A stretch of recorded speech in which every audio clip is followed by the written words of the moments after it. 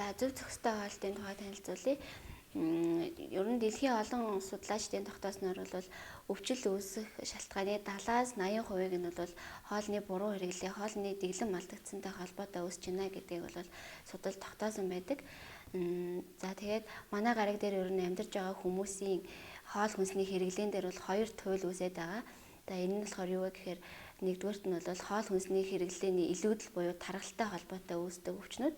За нөгөө туйл нь болохоор хоол хүнсний дутагдал буюу тураалтай холбоотой үүсдэг өвчнүүд гэж бол хоёр юм туйл дээр хязгаарлагдчихад байгаа.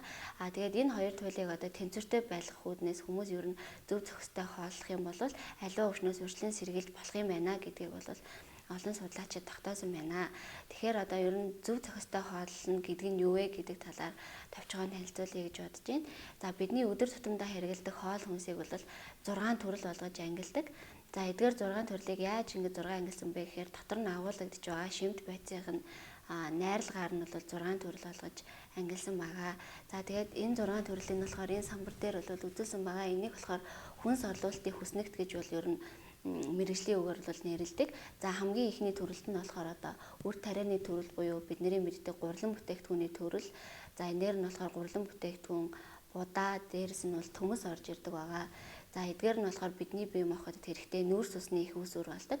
За хоёр дахь нь бол махны төрөл байгаа. За махны төрөлд нь болохоор мах, дахиа, загас, өндөг, дүүфүү гэд ордог. Эдгээр нь болохоор бидний биед уургийн их үүсвэрийг өгч чадна. За гуравт нь болохоор хүнсний ногоо.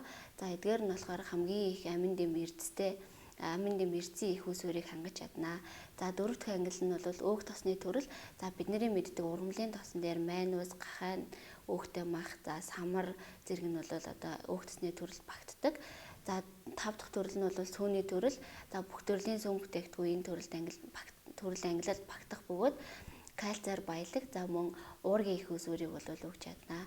За хамгийн сүүлийн 6 дахь төрөл нь бол хүнсний ногооны хүнсний жимсний төрөл байгаа. За эдгээр жимс бидний мэддэг жимсэн дээр улаан лойл нь бол жимсний төрөлд багтдаг юм аа. Тэгэхээр одоо энэ 6 төрлийн хүнсний бүтээгдэхүүнийг би яагаад заавал бүгднийг хийлж өгөөд байна вэ гэхээр энэ 6 төрлийн хүнсний бүтээгдэхүүнийг өдөр тутмынхаа хоол хүнсэнд тэнцвэртэй хэрэгжилж ийж өөрийнхөө өдөр тутмын үйл ажиллагаанд шаардлагатай амин дэм, нүүрс ус, өөх тос, уурга буюу шимт байцууд илчилгээг авч чадах юм аа. За тэгээд энэ 6 төрлийн хүнсний бүтээгдэхүүнүүдийг хооронд нь бас орлуулж хэрэгжилж болно. За жишээ нь одоо махны төрлөөс юу орлуулж хэрэгжилж болох вэ гэхээр та заримдаа мах идмээргүй санагдах ч юм уу, эсвэл мах идмээргүй байх юм бол дахиа эсвэл заагас, оронд нь өндөг, дүүфүү, зайц, хяаметрийг бол орлуулж хэрэгжилж болно гэсэн утгатай.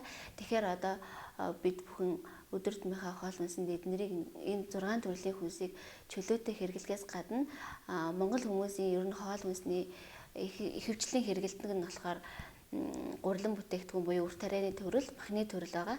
Тэгэхээр энэ хоёрыг хэрэглээд яваад байхад одоо өдөр шаардлагатай илчилгээ аваад байсан ч гэсэн бусад одоо яг үйл ажиллагаанд хэрэгтэй уураг, өөх тос, нүүрс ус авч чаддаг юм аа. Тэгэхээр энэ 6 төрлөөс заавал өдөрт тэнцвэртэй хэрэгжилж ийж та бүх одоо шимт байцаа авч чадах юм аа гэдгийг бол энэ дээрээс чухалчилж хэлж өгсөн юм аа. За тэгээд зохистой хоолтон дээр бол бас биеийн жин буюу одоо өндөртөө тохирсон жингээ бол барьж явах хэрэгтэй гэж зөвлөдөг.